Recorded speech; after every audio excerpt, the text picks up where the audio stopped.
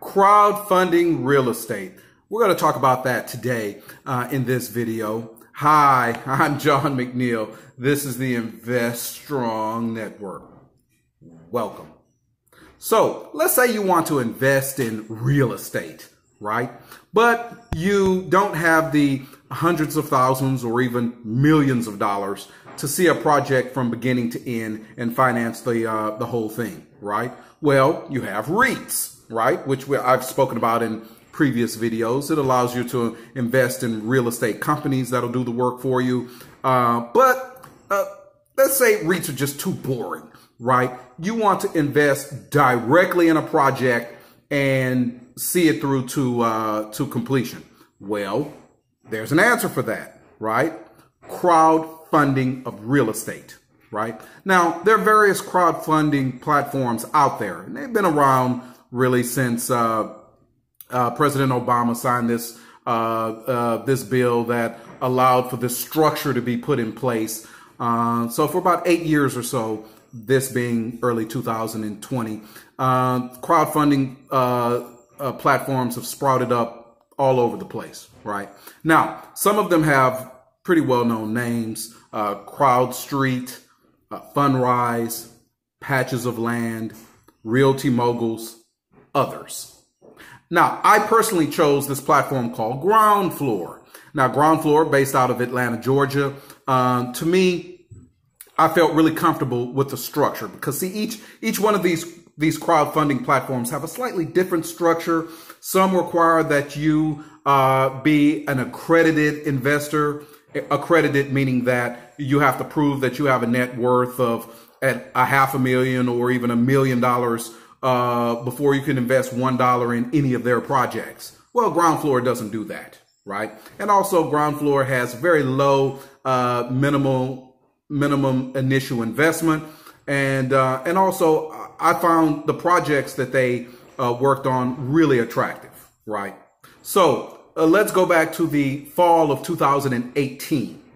Now, back then, I invested a grand total of $15,000 in various ground floor projects, right? And so of these ground floor projects, most of them had project terms of about a year or so, at which time, once the project was completed, the property would be sold or put on the market. And once the project was liquidated, you would be, or I would be repaid with interest on my loan and / investment, right? So would have been the results, right? Okay, go something like this. In the 18 months or so that I've invested in various ground floor projects, I have a grand total of 84 investments, right? Or investments in 84 projects, of which 23 of them have completely repaid, right? And I'll talk about that in a second. But what I want to do is kind of give you some background on the structure of these. So Ground Floor, like most of the, in fact, all of the crowdfunding platforms, they will put their projects on a credit scale of, say, A, which is the premium credit quality, to as low as G, which is the most speculative ratings. Now, I personally try to focus on the middle tier, right? So my project mixture goes something like this. 9.65% are in B quality loans, 75.35% are in C quality loans, and then I have about 15% in D quality loans, right? And as I previously mentioned, I've had 84 total investments in various projects, of which 23 have completely come to fruition, repaid. All right. So what have been the results? Well, 18 of the 23 were completely repaid on time and at the projected rate that that was first listed, right? So of those, I've been able to pull an 11.6% total return on those loans. Very good, right? Now, I have had two what they call workout repayments. Well, what's a workout repayment, you ask? Well, what it sounds like to me is that the original financial structure had to be amended at some point, and it was amended. A new structure was put out there. Your funds were invested, or my funds were invested in the new arrangement. The project went to completion and was liquidated, and I was repaid with interest. Now, of the two workouts, I've been able to pull a 10.7% return on those workouts. Again, very nice. I'll take it. Now, I have had 3 default investments of the 23 that have come to fruition, right? Now, when you hear the word default, that does not mean that you're wiped out. What it means is that the original project did not make the date, right? And thus the financing was not what was originally listed. They had to go back, work out some kind of final arrangement. Perhaps, the project was sold at a later date, and a haircut would have to be taken by the investor, right? So I had 3 loans that fell into that category. And of those 3 loans, still was able to make 9% return on those 3 loans. Hey, I will take it on a default, right? Absolutely. Now, that leaves me with 61 project loans that are still out there, right?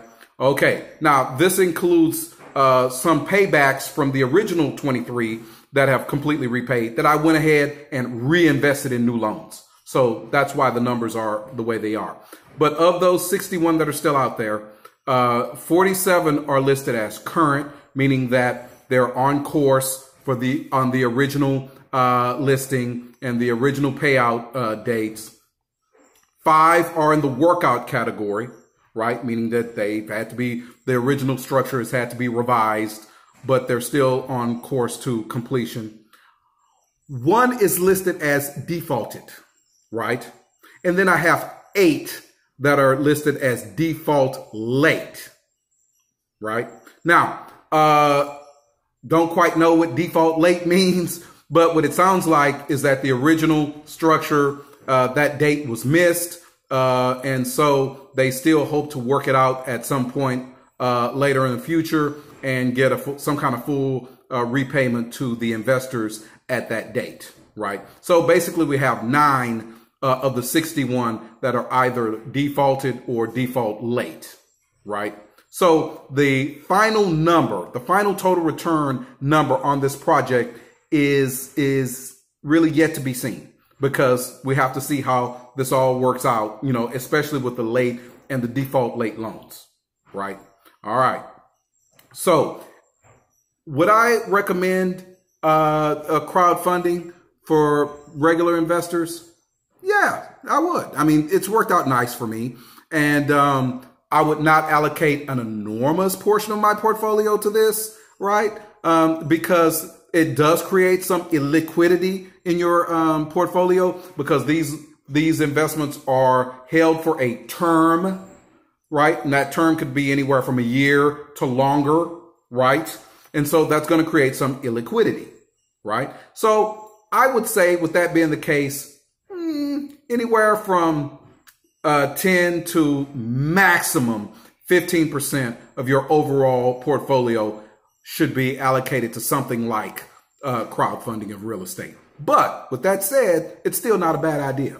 And I believe that the returns can be quite satiating if you pick the right platform and the right projects. Now, do not get greedy, because if you see those interest rates on the G level and F level, and that just really, throws you into a tizzy, and you pour your money into those very speculative loans, those defaults will come back and crush you like a bug. So you don't want to do that, right? You want to stay in the middle tier and try to pick the best projects that have reasonable rates of interest, and you'll be just fine.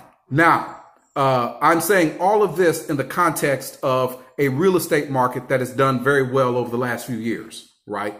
Now, if the real estate market contracts like it did in 2008, 2009, we don't know what's going to happen to these numbers, right? But I think it's pretty safe to assume those numbers are going to go down, perhaps significantly. Keep that in mind, right? Nothing is guaranteed. But crowdfunding of real estate, definitely worth doing. And hopefully this vid is giving you some insight. All right. Thank you much.